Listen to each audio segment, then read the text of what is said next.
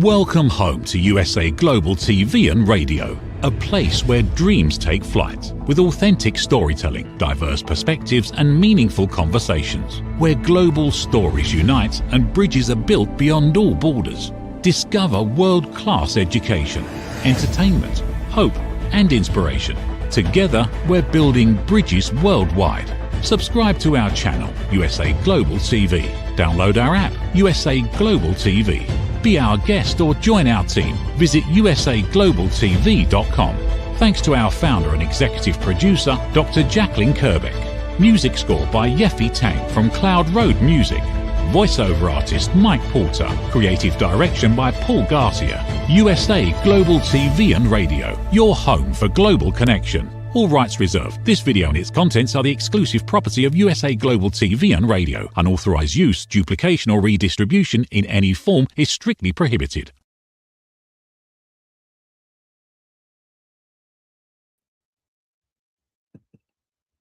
Hello, everyone. Welcome to USA Global TV and Radio, where we proudly provide world-class education, entertainment, hope, and inspiration. I'm Dr. Jacalyn Kerbeck, and my show today is Talking Heads. And before I begin, I do have a special announcement, which is that today is our 4-year anniversary. And I was looking for the graphic. There it is. So we are celebrating 4 years in business, having evolved from rapping with Dr. Jacalyn to a global broadcast network in over 60 countries. And everything that we do is built on something that I created called elevated listening. So if you've joined me before, this is my 3rd episode for this year, and I'm truly grateful to be able to be here. The first 2 episodes, in case you missed them, were what no one tells you about running a business and why smart businesses fail, what no one wants to talk about. So you can find these 2 episodes over on our playlist, which I'll put up the graphic for that. We have 2 YouTube channels and we stream to a number of places, but these are the 2 channels on YouTube. So if you are watching somewhere else, I would love if you would go over and just subscribe. It just takes a couple of seconds to do so, and then you'll be made aware of all of our programming. Okay, so let's get into it. First of all, I own 2 businesses. I had no experience as an entrepreneur whatsoever. I was in corporate America until March the 6th of 2020. And now I have my television network, and then I have my own business under my own name, Dr. Jacalyn Kerbeck, or Dr. Jacalyn LLC, sorry. So what we want to focus on today is how we move from systems and decisions to the actual human costs behind them. And what happens when leaders carry so much responsibility and basically in isolation. So if you are a business owner or you're thinking about becoming a business owner, we do a lot of things by ourselves. We have to make a lot of decisions. Sometimes it feels like it's in a vacuum or a void. And we have to be able to take that fear and all of the emotions that come up and make a logical or rational decision. So business owners, especially when we start, I'm 4 years in, and there are a number of things I do make decisions on by myself, but I'm much further along than I was when I first started. So I'm here to share some wisdom and expertise and some of my own experience so that I hope it will help you. I'm also currently enrolled in the Wharton School of Business, and I'm taking the Chief Strategy Officer program, which goes until December of this year. So I will be sharing some highlights from what I'm learning as well. So we're going to be talking today about when leadership, you as a leader, quietly go into what I call just being alone, solitary. You've heard of solitary confinement, which is a punishment. I don't mean that. I mean, we as business owners often lose that support network that we had as our role expands. And what is the reason for that? There's many reasons. Sometimes people are jealous. Sometimes people are jealous that you own your own business and that you're actually turning a profit and it's successful. Other times people are not interested in what you have to say because they're in a different phase of their life, or they don't understand exactly what you're doing and they don't want to do any research on it. Or the fourth is they simply just do not care. So all of these are valid reasons. But as a business owner, I know for myself, it's more than just me. I have people paying me. I have people relying on me, counting on me to make sure that things are going as they're supposed to. And also, is there an exit strategy? Is there a set of systems and structures in place if something were to happen and someone had to step in? So all of these things are quite important. So wherever you are in the course of your business, think about, are you creating a business that is sustainable without you in it? And I'll give an example. So my other business is Dr. Jacalyn LLC. And that's my business where I do keynote speeches, I do my courses, my master classes, my books. So without Dr. Jacalyn Kerbeck, is that business viable? I would say probably not. I'm sure there is some way to keep the books out there forever and the courses you can download. But in terms of fresh new content, in terms of someone getting on the stage and giving a keynote speech or leaving a live masterclass, no one can be me. So there's something to be said about that. And that's part of the reason why when I first started USA Global TV LLC, that I separated church and state, if you will, so that this business, the television network, is not based just on me. Am I the one who is making decisions about how we're moving forward? Absolutely. But we have people who are trained as producers. And I've also recently, as of today, written a production manual so that that can be shared with anyone. And of course, we have people doing marketing and search engine optimization, et cetera, et cetera. So think about, how much are you in the business versus how much are you sort of like the eagle overlooking the business so that you can actually see where you're going? And what is your strategy? What is your value? And what is your value statement? We'll be talking about these things in future episodes. But for today, we're going to stay on the fact that as we grow our businesses, many times we lose the support network that we used to have. And we have to make decisions. And when we make these decisions, we can count on some other people who might be mentors or coaches or maybe other business owners. But even when that happens, we still are the ones making the decision. Because if we're relying on others to make the decision for us, then we have to accept the consequences that come with that. That means we're turning over our control and our inner knowing of what it is we want to do to someone else. And when that happens, who knows what's going to happen with the business. I want to talk a little bit about the fact that while we are in this role of leader and we are alone, that there's an emotional and strategic toll that takes place because of this. When we are the ones who are making the decisions, sometimes those decisions come as judgment from other people. So what do I mean by that? People may judge the decisions that I make. My team members, my inner circle, my coaches, my mentors, my colleagues, sponsors, etc. They may say, "Why did she make that decision?" And they're judging. But I make the decisions to the best of my ability based on not just my intuition, which is a huge factor, but also my research. So for those of you who know me, I have a master's degree and I have a doctorate, and I don't say it from a place of ego, but I'm used to doing research, and I research quite a bit. And I don't just take one entity and whatever it is that they have to say. So when I was doing my doctoral dissertation, I had to triangulate data. So I looked at 3 different points of data and had to compare them. And so that's what I do today when I'm doing my research. I'm not just going to take one person's opinion. I'm actually going to look for something that's called peer-reviewed articles, other people who have experience in the area, they have doctorates or masters, etc. So doing your research is also very isolating, because while you're doing your research, your friends and your colleagues might be out having fun. Today, for example, is a holiday here in the States, Martin Luther King Day. And I've had a few people reach out to me and say, "Are you going to be working today?" And my response was, I work every day. It doesn't matter if it's a holiday, if it's my birthday, it doesn't matter what it is. I work every day because I run my own businesses. So When you run your own business, you have to make decisions like that too. Are you taking a lot of time off? Because if you are, and you don't have a structure in place, who's running your business? Now, I'm at the point which I'm really grateful that over the summer I was able to go abroad 3 different times, and I had people running my business for me. Now, there's still things I have to do because I'm always checking to make sure things are going well. It's never totally hands off, and I wouldn't want it to be. But carrying that emotional load of knowing that you can and will be judged for the decisions that you make, even a decision like, oh, working on a holiday, people might judge that. But typically, when people are judging, it's really a reflection of what's going on with them, for which I have no judgment.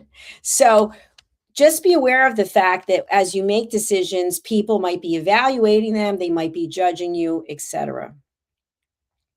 Now, this also can have a big impact on our energy and our ability to be creative. So, what I've done is I've been able to create an environment, even when I'm traveling, so that my isolation doesn't turn to burnout. And I'm not stalling my abilities to grow. In fact, I'm coming up with new ideas all the time. But that doesn't mean that everyone embraces it or everyone understands it. But I work in such a capacity. I've got my green screen behind me. I'm actually traveling, I'm not in my studio. And I've got my computer and the lights. And so I'm ready to go. And I can really broadcast from anywhere. I'm dressed professionally. I've been prepared for the episode. So, whatever it is that you're doing, you could have sort of a go to strategy that when you're not able to be in the office, that you can still function and still work. But what I'm doing does necessitate a lot of creativity and a lot of energy. And that means sometimes I have to set up a boundary that no, I can't go and do this. No, I can't give feedback on that because I'm in the midst of doing what it is that I'm doing.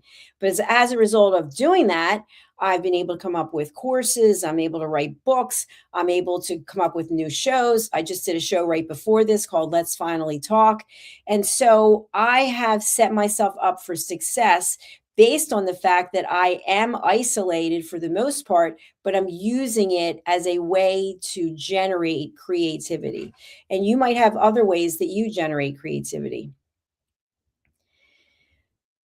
When we get to a point where we feel like we need help, sometimes our pride doesn't let us. Even though we may be very capable, very responsible, we may still need some help. But we don't ask for the help because we don't want it to appear as we don't know what we're doing or that we're uncertain as to how to run a business. So we have to look at this. When do you raise your hand and say, I need help? And then how do you ask for that help and from whom? So, what I always say is that if I feel like I need help, I have to really quantify and qualify what is the type of help that I need. Do I need to bounce some ideas off of someone? And I'll give an example. Recently, I was with one of my mentors, and we were talking about what it is that I'm doing, and that I'm always interested in helping other people. That is one of the main things that I have. I really want to reach out and help people and bring value. And so this person suggested that I start a nonprofit. And so I thought, wow, I don't actually know anything about starting a nonprofit. I am on the board of the Crohn's Colitis Foundation, but I'm not involved in the structure. So I did a lot of research on it. And then I started asking other people who have nonprofits, what's been your experience? So I'm going to go to people who are doing something that I want to do and they're doing it really well. I'm not going to go to people in my immediate circle who have no experience with forming a nonprofit because they're going to give their opinions. Well, why do you need something else on your plate? Aren't you busy enough? What about this? And what about things that come up for people who don't have the experience, who aren't in that same background of where it is I want to go.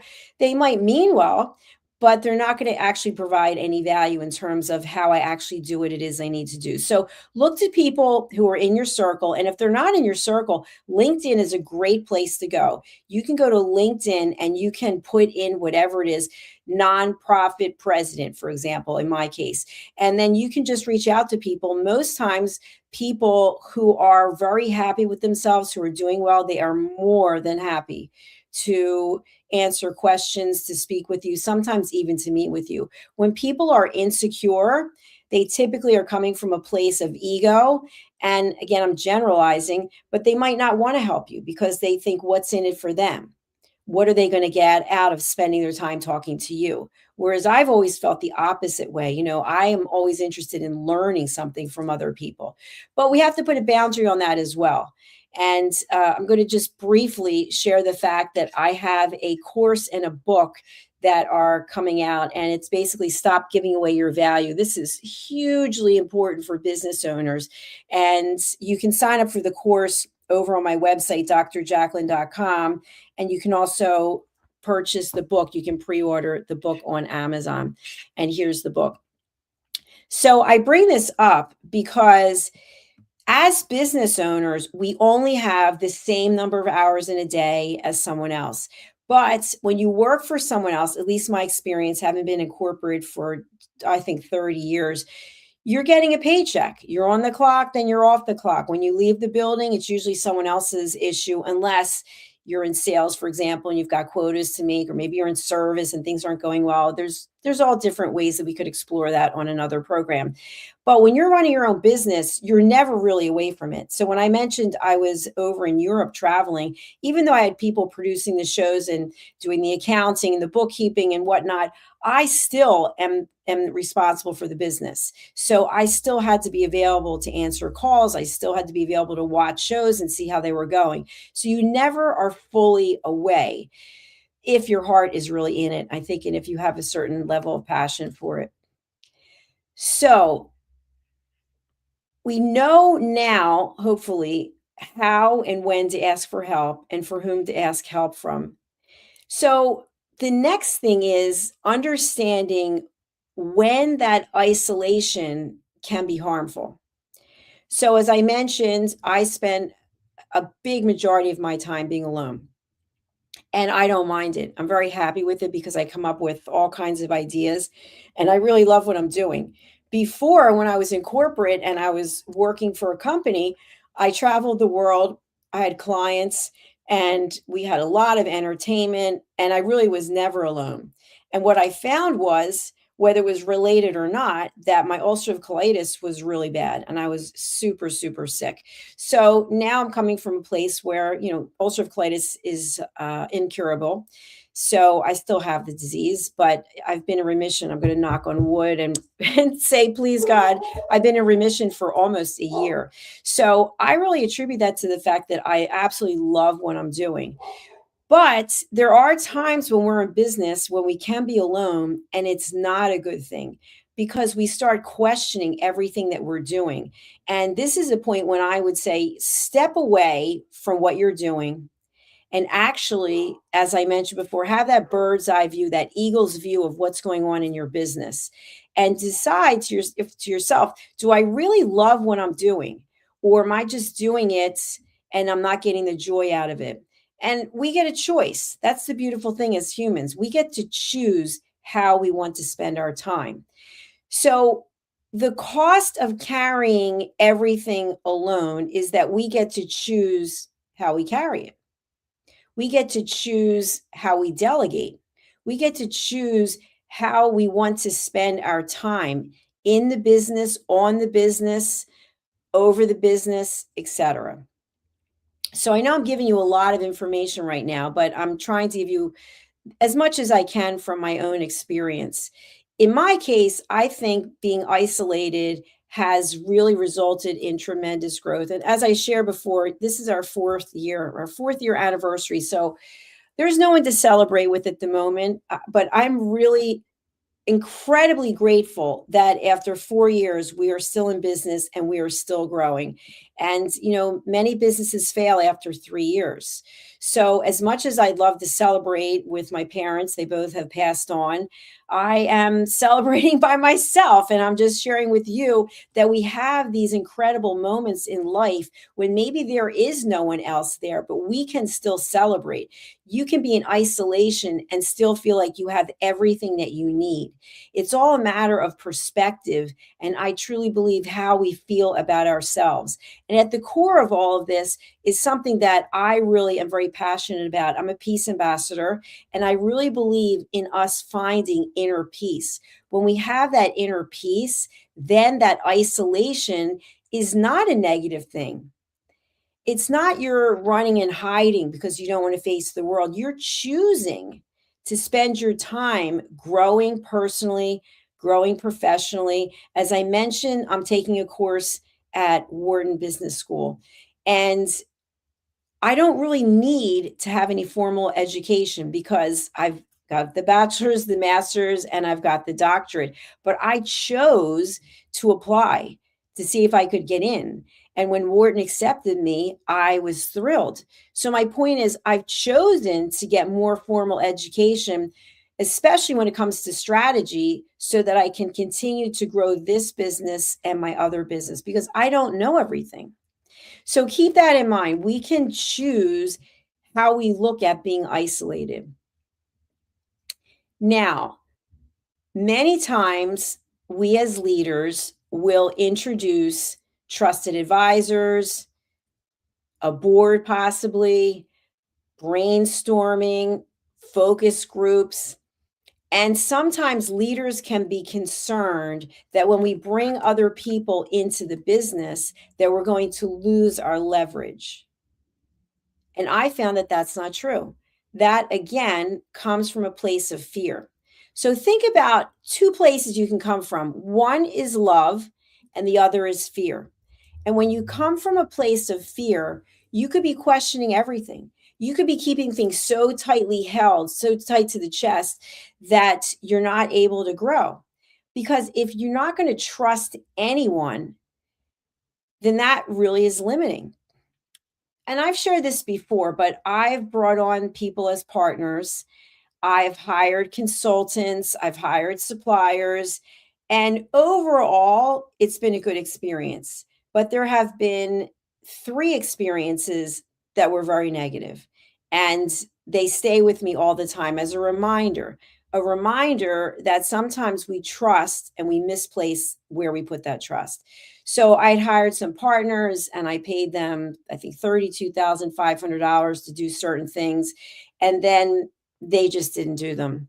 And I had to do it myself. So what happened was, as a result of that, I learned how to do certain things, which I don't want to say because I don't want to say specifically who the people are. They know who they are. But the one thing I can say is that every time I have made what I will call a mistake, I have gained incredible value from it. And the one piece of advice that I took from the situation where these partners took my money was put the emotion aside and find the solution. And that is something that has stuck with me because my father would always say I was really prone to high highs and low lows. And now I'm like this. And I've had to work on it.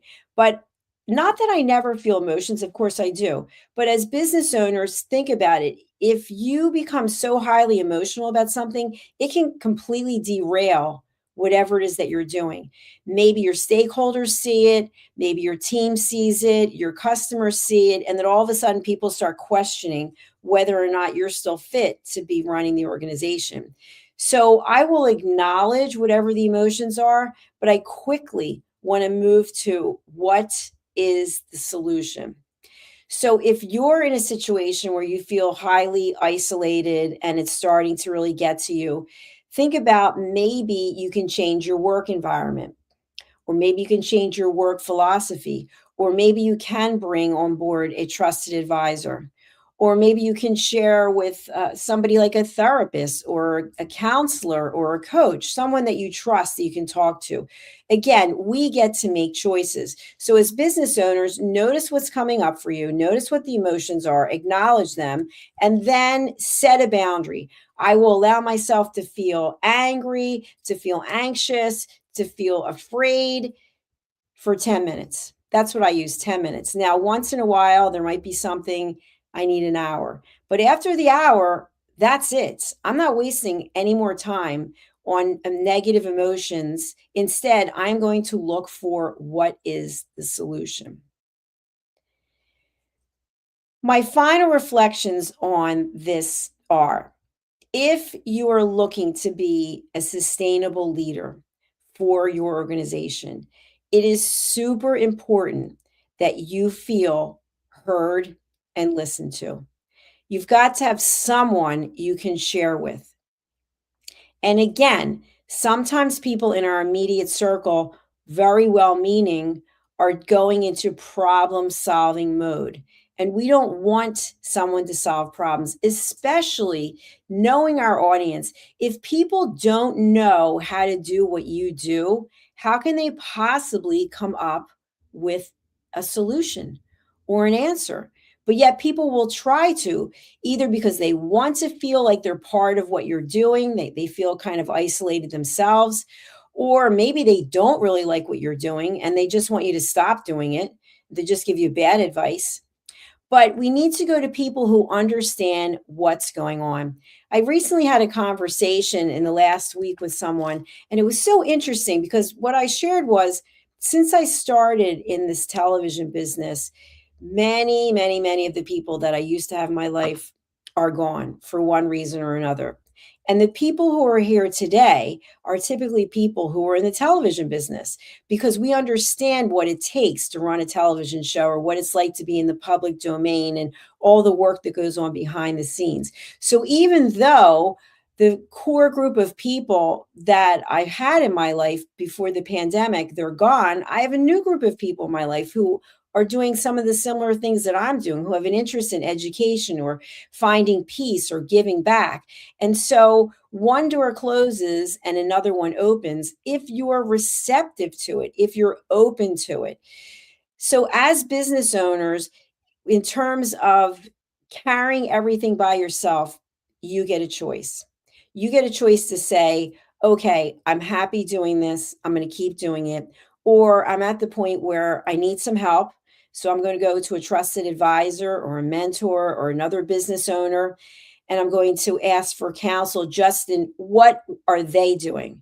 Not specifically what should I do, because how do they know what I should do, what you should do? We don't know what each other should do.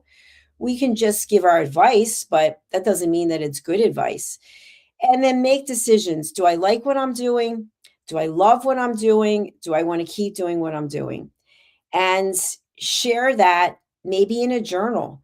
Write things down. I write everything down. I love just writing things down. I feel like I get it out of my system and then I can look at it later. But find a way for your passion when it comes to your work or your business, for it to shine through.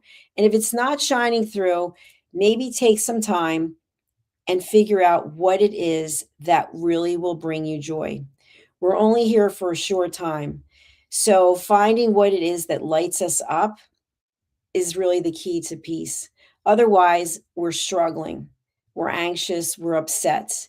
So I hope that wherever it is that your life takes you on your journey, that it is filled with passion and joy. And of course, the best of health. And I hope one day you'll be celebrating, like I am today, a milestone in my personal and professional career as an entrepreneur. Thank you for listening. Thank you for watching. We'll be back with our next show very shortly. In the meantime, we're going over to our sponsors. Again, thanks for being here. Bye for now. USA Global TV and Radio proudly presents Tracy Cram Perkins, a dementia caregiving survivor teaching how to balance care with peace of mind. #1 resource for dementia caregivers. It's the book Dementia Home Care: How to Prepare Before, During, and After. Over 17,000 copies sold of this must-have guide. And now a testimonial from Tracy Smith.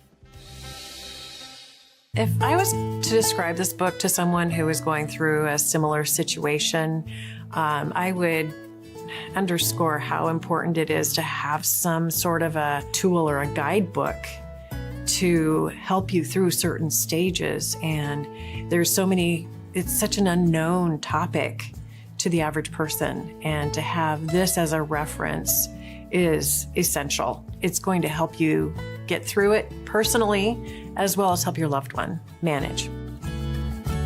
To learn more, go to TracyCramPerkins.com. Tracy Cram Perkins is an award-winning author. She's also the host of Dementia Home Care television show.